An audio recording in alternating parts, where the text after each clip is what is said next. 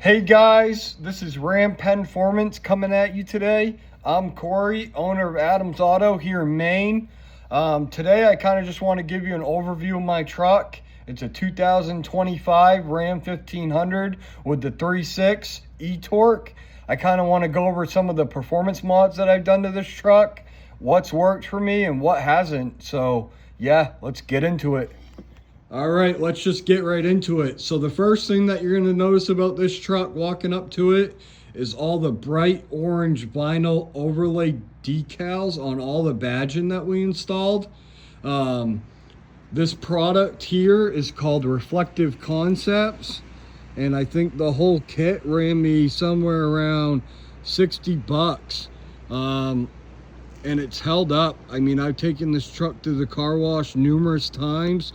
No peeling, no cracking, nothing. So I would highly recommend this if you want to give your Ram kind of your own personalized touch. Next thing that you're going to see is these chrome wheel covers here. Those were about $130 online, and they took about 30 minutes to install. Next thing, we grabbed some chrome covers for the handles and the mirrors off eBay, and we threw those on just to kind of tie everything in. Walking into the truck,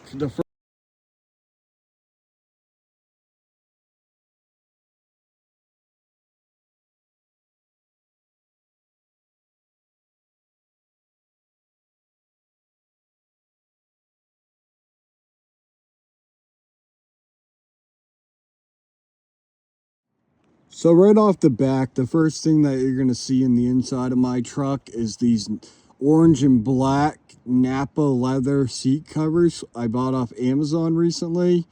I've wanted these seat covers for a long time.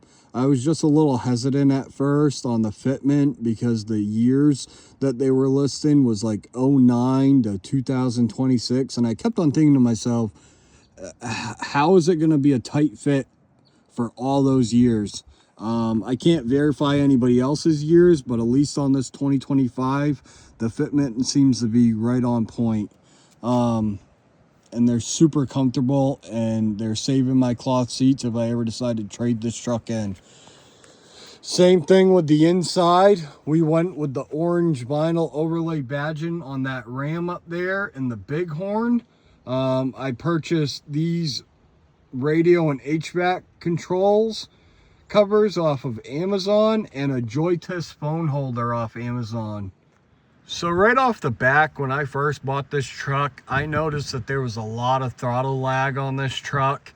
And so I started researching to find the best throttle controller that I could find. And I came up with the Banks Pedal Monster. Now, if you're going to install this pedal monster, you're going to want to buy the OBD2 splitter. And what that does is it plugs into your OBD2 port, and it gives you two connections, up to two connections that you can plug into that OBD2 port. That way you can read codes without having to unplug the Banks Monster pedal while you drive and have to go through the process of, you know, recalibrating it, resetting it up, and all that stuff. So the Banks Pedal Monster controller took me about 45 minutes. And the only reason it actually took so long is because of how I had to run all the wires up into the truck, and, you know, just kind of finding a way to make it look clean and everything, you know, kind of took a little bit of time, that's all. So I will say the Banks Pedal Monster has been a great product for me. It's reduced my pedal lag and really kind of woken the truck up as far as pedal feel. Now, it doesn't add any horsepower to the truck. It just eliminates the pedal lag. My preferred setting on the Pedal Monster is Sport number 2 for daily driving.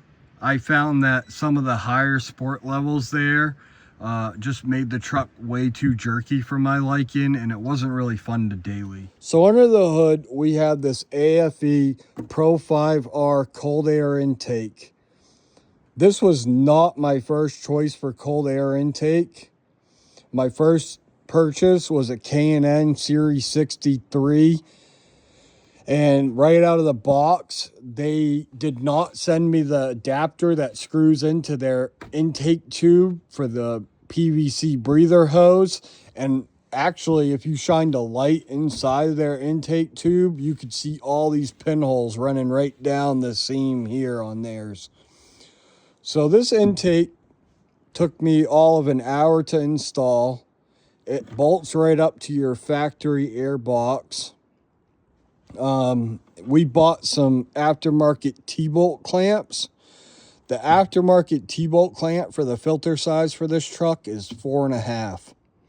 Now, the only problem with the fitment on this truck was getting this seam right here to kind of stay tight.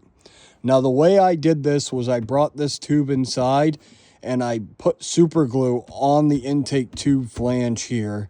I let it dry, I sanded it and scuffed it down so that this rubber gasket here on the air filter would grab onto the plastic air intake tube.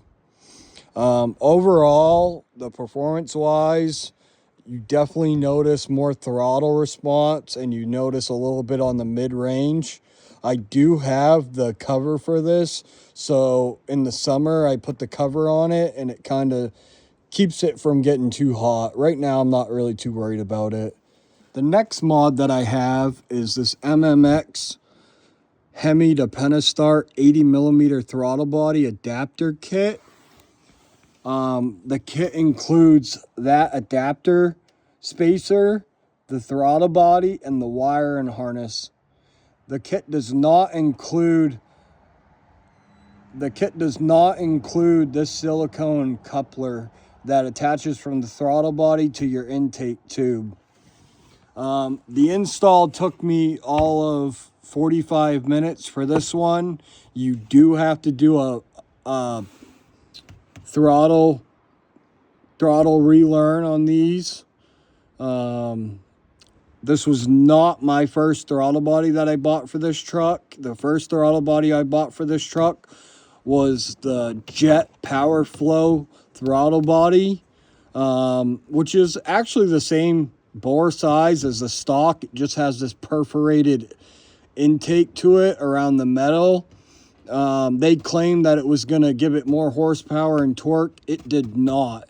I did not see a difference until I installed this 80mm throttle body here. This throttle body here definitely woke the truck up a little bit on the pedal feel and on the lower end of the pedal range and the lower end of your RPM range. So this over here is the AFV Scorcher GT power module for the Ram 3.6, Jeep 3.6, Charger 3.6. And out of all the mods that I've installed on this truck, this was the easiest, the fastest, and the most noticeable. The install time for this was all of 20 minutes.